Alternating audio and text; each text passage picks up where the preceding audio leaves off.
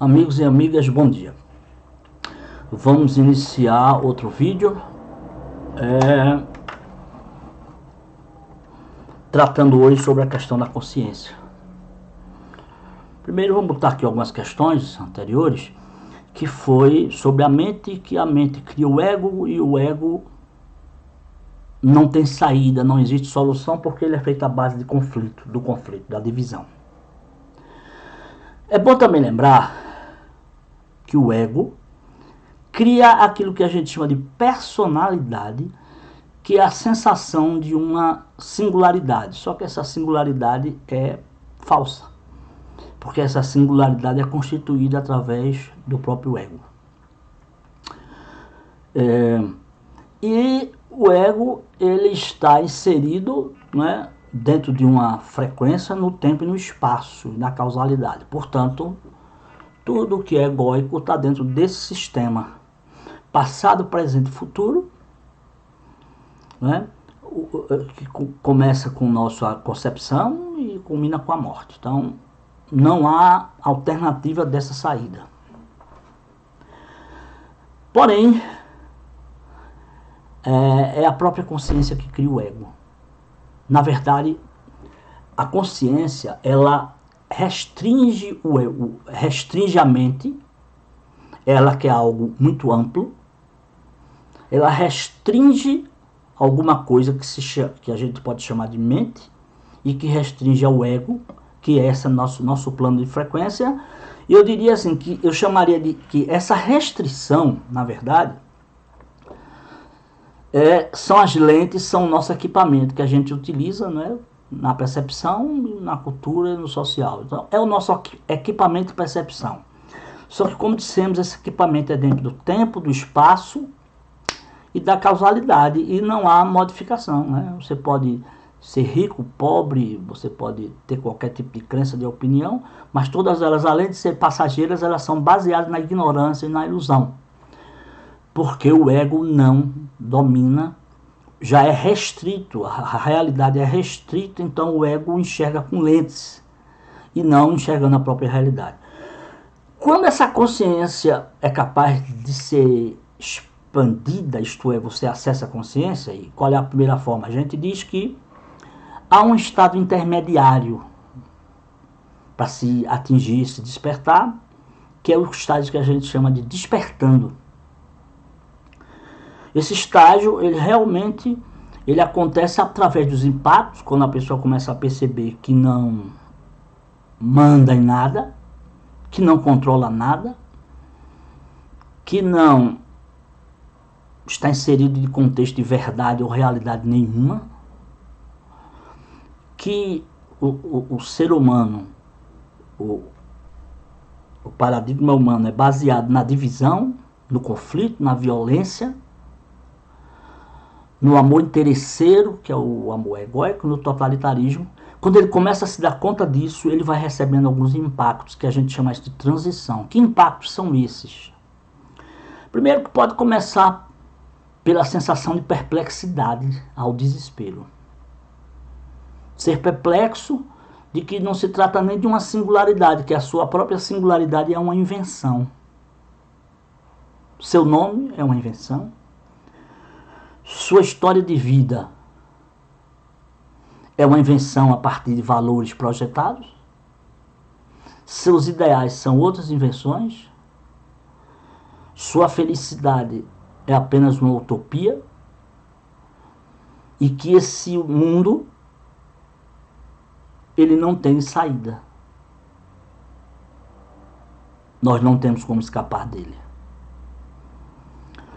Inclusive todo formato, né, que a gente pode dizer assim, das relações do capital, da relação religiosa, científica, filosófica, ela nos leva a essa concepção.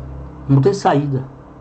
Você depende de algo para sobreviver e você pode ter qualquer ideal, né, mas você está preso a esse ideal maior, que é a sobrevivência, para ter a segurança, que a segurança é uma característica do ego.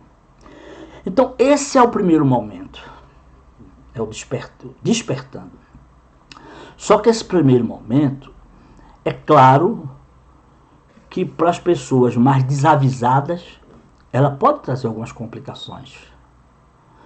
Tem gente que entra simplesmente num processo depressivo, ela pode atribuir inclusive a outras questões, ou mesmo se ela não atribuir a outras questões, se ela tiver, vamos dizer assim, percepção desse agora, desse desmoronamento, desse desajuste, então, sem saída, alguma coisa vai acontecer com ela, né? Falta de perspectiva de vida, falta de plenitude existencial, falta de tudo. Então, algo vai acontecer com ela. Então, os transtornos, né, boa parte estão dentro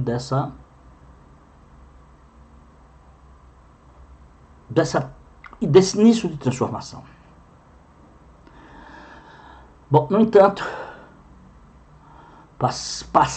passando essa fase, e geralmente essas pessoas, ou algumas dessas pessoas, se associam a outras pessoas que passam ou passaram pela experiência para poder não se sentir tão desamparado, porque a sensação é de desamparo total. Então veja só, passando esta fase a gente diz que existe uma coisa chamada a consciência desperta. Mas o que é a consciência desperta? É a parte da consciência que não é restrita pela mente ou pelo ego. É a parte da consciência que não está ligada nem ao passado, nem ao presente, nem ao futuro. Porque você disse assim, tudo é aqui e agora, então dá a impressão de presente, mas não é isso que nós falamos, porque nesse sentido, o presente está ligado ao passado e pode estar ligado às questões, às perspectivas do futuro. Porém, a gente vai chamar essa saída de um tempo, não é nem um tempo, eu prefiro não chamar de tempo, chamado momentum instantâneo. Momentum instantâneo é chamado nas religiões, em algumas religiões, de eternidade. A eternidade não é um tempo longo, a eternidade é um momentum onde o tempo, o espaço e a causalidade não estão em circulação. São transcendidos. E geralmente são transcendidos através de insights. Então, a meditação, a oração como comunhão, né, o desejo ardente de poder se liberar dessa situação, ele pode provocar, e geralmente provoca, alguns insights. E quando você tem outras testemunhas, né, outros compartilhamentos, isso também pode ajudar. Então veja só, o momento instantâneo não tem nada a ver com o tempo. É algo que está, pelo menos, dentro do nosso tempo conhecido. Então vejam só. Então, no momento que você acessa, a sensação é de não estar preso mais a este mundo. Por isso Jesus, meu reino não é deste mundo. Porém, esse mesmo despertar, ele tem duas características. A primeira é que são despertares, digamos assim, flutuantes ou despertares pontuais. A pessoa tem toda aquela sensação, tendo aquele insight, mas ele volta à posição que estava, não é? De descrença, de vazio. Mas esse também é um processo que deve ser persistido. E essa persistência não é uma persistência com qualquer tipo de esforço. É apenas ficar testemunhando o próprio processo. É o que se chama normalmente de observador.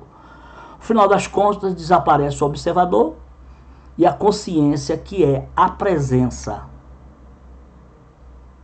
sem crenças, sem ideologias, sem opiniões, sem ideologias, sem perspectivas, sem esperança, sem passado, sem futuro.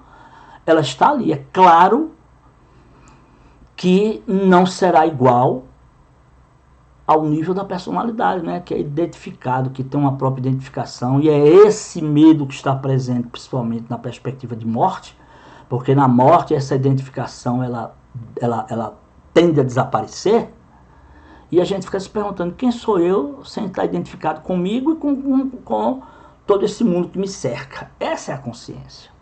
Mas ao contrário, né, do que tememos, a consciência ela é sinônimo de êxtase, né?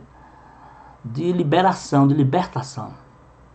Então, acesso a ela cada vez mais, né? Ela nos vai dar um ponto que nós chamamos de iluminação, que essa iluminação a nível da consciência está, vamos dizer assim, liberado, ainda vivo, do mundo do ego, mesmo que o ego esteja lá. O ego está lá só como espectador. Mas a consciência, que também ela é universal, por isso que quando há uma transformação você não sabe bem o que é que acontece, porque, por exemplo, o Luciano desaparece. Luciano é uma identificação, né? Começando com o nome, com a família, com a cultura, com a sociedade, mas na verdade a identificação com o ego, né? A identificação é do ego. Então, esse desaparecer, né, as pessoas que a gente tem visto sobre a biografia delas, então, é um novo renascer, é um novo renascimento. Jesus também dizia, né? Renascer de novo do Espírito. Então, sem entrar na questão de reencarnação, né, porque aqui não estamos defendendo ou não, estamos dizendo que a referência aqui do renascer é um renascer do espírito. É um renascer de que a personalidade perde o seu jogo identificatório, o seu jogo de desejo de poder, o seu jogo de vitimização.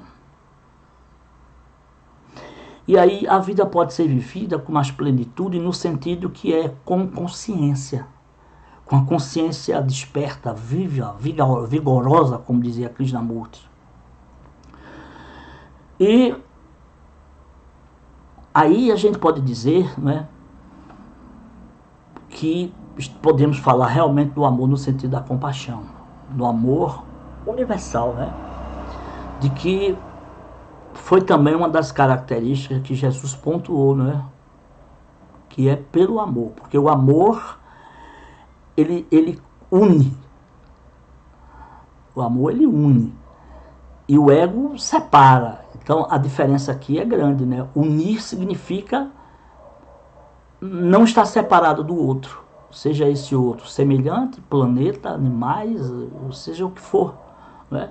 No outro nível mais profundo da iluminação, que a gente vai ver isso na próxima, né? Existe inclusive uma ampliação para o universo, ou pelo menos porque a gente chama de logos do sistema solar, que inclui, é como se o símbolo fosse a Via Láctea, né, que fosse mais ampla do que a Terra. E evidentemente esse logo solar ele é representado, por exemplo, na religião cristã como a consciência crística. No hinduísmo como a consciência de Krishna. No budismo como Buda, né? A consciência búdica, que é o despertado ou o iluminado. Mas o que importa é que o tipo de vida, o estilo de vida muda radicalmente. Os medos desaparecem. Principalmente o medo da transformação em relação à morte, porque a perda da identidade é uma morte. Mas a gente esquece que a identidade que a gente sustenta ou se sustenta é uma identidade que traz apenas uns falsos momentos de prazeres e na verdade são falsos porque esses momentos passam e vem vazio. Você pode ter uma quantidade imensa de capital. Um dado momento você vai deixar de ter. Como você vai ter um bocado, você pode adquirir várias situações de vitimabilidade, mas em algum momento você vai deixar de ter, porque em algum momento isso vai cessar, né, com a morte. E a ideia aqui é a morte em vida. Então, isso nos leva a outra coisa, que é a definição de meditação. A meditação nada mais é do que a morte em vida. A meditação não é fazer... Você pode utilizar posturas, mas a meditação, na verdade, é o cotidiano. É a tua amplificação, é a tua expansão da consciência, ou melhor ainda, não é? É a quebra dessa restrição para que você se torne a mente, ou se torne uma espécie de singularidade, que no final das contas, essa singularidade ela é falseada.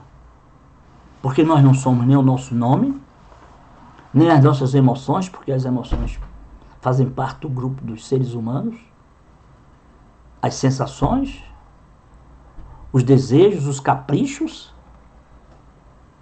a violência.